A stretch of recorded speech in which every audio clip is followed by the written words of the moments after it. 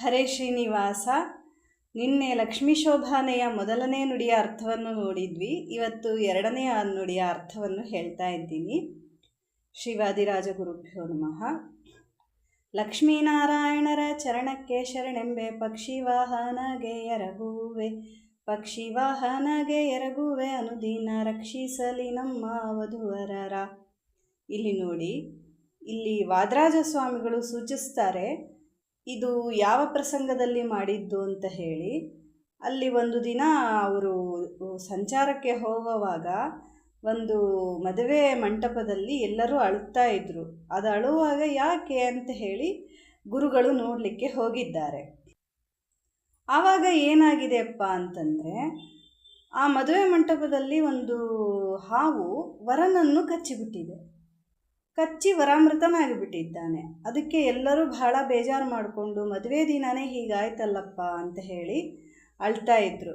ಆವಾಗ ವಾದರಾಜ ಸ್ವಾಮಿಗಳು, ಏನು ವಿಚಾರ ಮಾಡಬೇಡಿ, ಈ ವರ ಮತ್ತೆ ಬದುಕಿ ಬರ್ತಾನೆ ಅಂತ ಹೇಳಿ ಈ ಪದ್ಯವನ್ನು ರಚಿಸಿದರು. ರಚಿಸುವಾಗ ಅಲ್ಲೇ ಆಶೀರ್ವಾದ ಮಾಡ್ತಾರೆ ನೋಡ್ರಿ, ರಕ್ಷಿಸಲಿ ನಮ್ಮ ವಧುವರರ ಅಂತ ಹೇಳಿ.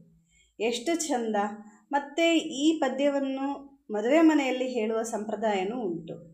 ಹೇಳಿದರೆ ವಧೂವರರಿಗೂ ಆಯುಷ್ಯ ವೃದ್ಧಿ ಆಗ್ತದೆ ಅಂತ ಹೇಳಿ ಹೇಳ್ತಾರೆ. ಈಗ ನೋಡ್ರಿ, ಲಕ್ಷ್ಮೀನಾರಾಯಣರ ಚರಣಕ್ಕೆ ಶರಣೆಂಬೆ. ಲಕ್ಷ್ಮೀನಾರಾಯಣರ ಚರಣ ಅಂತಂದರೆ ಪಾದ. ಲಕ್ಷ್ಮೀನಾರಾಯಣರ ಪಾದಗಳಿಗೆ ನಮಸ್ಕರಿಸುವೆ. ಪಕ್ಷಿವಾಹನಗೆ ಎರಗುವೆ. ಪಕ್ಷಿವಾಹನ ಅಂತಂದರೆ ಗರುಡ ವಾಹನ. ಗರುಡ ವಾಹನನಾದ ನಾರಾಯಣನಿಗೆ ಎರಗುವೆ ಅಂದರೆ ನಮಸ್ಕರಿಸುವೆ. ಪಕ್ಷಿವಾಹನಗೆ ಎರಗುವೆ, ಅನುದಿನ ಪ್ರತಿದಿನ ರಕ್ಷಿಸಲಿ ನಮ್ಮ ವಧುವರರ. ಎಷ್ಟು ಸುಂದರವಾಗಿ ಹೇಳ್ತಾರೆ. ಮತ್ತು ಇದನ್ನು ಮುತ್ತೈದೆ ಸ್ತ್ರೀಯರು ಪ್ರತಿನಿತ್ಯ ಪಠನೆ ಮಾಡಬೇಕು. ಮಾಡಿದರೆ ಗಂಡನ ಆಯುಷ್ಯವೂ ವೃದ್ಧಿ ಆಗ್ತದೆ ಅಂತ ಹೇಳಿ, ಓಲೆ ಭಾಗ್ಯ ದಿನದಿನಕ್ಕೆ ಹೆಚ್ಚುವುದು ಅಂತ ಕೊನೆಗೆ ಒಂದು ನುಡಿಯಲ್ಲಿ ಹೇಳ್ತಾರೆ. ಅದನ್ನು ಮತ್ತೆ ಕೊನೆ ನುಡಿ ನೋಡುವಾಗ ಹೇಳೋಣ. ಇದು ಎಷ್ಟು ಚಂದ, ಎಷ್ಟು ಸುಂದರವಾಗಿದೆ. ಅದು ಶ್ರಾವಣ ಮಾಸದಲ್ಲಿ ಹೇಳೋದು ಇನ್ನೂ ವಿಶೇಷ. ಸ್ತ್ರೀಯರು ಇದನ್ನು ಹೇಳಿದರೆ ದೇವರು ಬಹಳನೇ ಪ್ರೀತಿಯನಾಗ್ತಾನೆ. ಹಾಗಾಗಿ ಎಲ್ಲರೂ ಹೇಳ್ತಾನೇ ಇರ್ತೀರಿ, ನಿಮಗೇನು ಹೊಸದಾಗಿ ಹೇಳೋದಿಲ್ಲ. ನಮ್ಮ ಸಂಸ್ಕೃತಿ ಒಳಗೆ ಈ ಲಕ್ಷ್ಮೀ ಶೋಭಾನೆ ಪ್ರತಿನಿತ್ಯ ಪಠನ ಮಾಡೋದು ಅಂತನ್ನೋದು ನಮ್ಮ ಹಿರಿಯರು ನಮಗೆ ಪದ್ಧತಿನೇ ಹಾಕಿ ಕೊಟ್ಬಿಟ್ಟಿದ್ದಾರೆ. ಎಲ್ಲ ಎಷ್ಟು ಚಂದ ಅಂತಂದರೆ ಅದು ಅರ್ಥ ಸಮೇತ ನಾವು ಮನಸ್ಸಿನಿಂದ ಹೇಳಿದರೆ ಇನ್ನೂ ಚಂದ.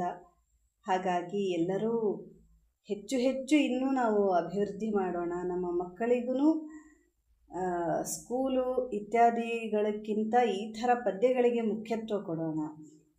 ಕೊಡ್ತೀರಿ. ಸುಮ್ಮನೆ ನಾನು ಹೇಳಿದೆ. ಹರೇ ಶ್ರೀನಿವಾಸ.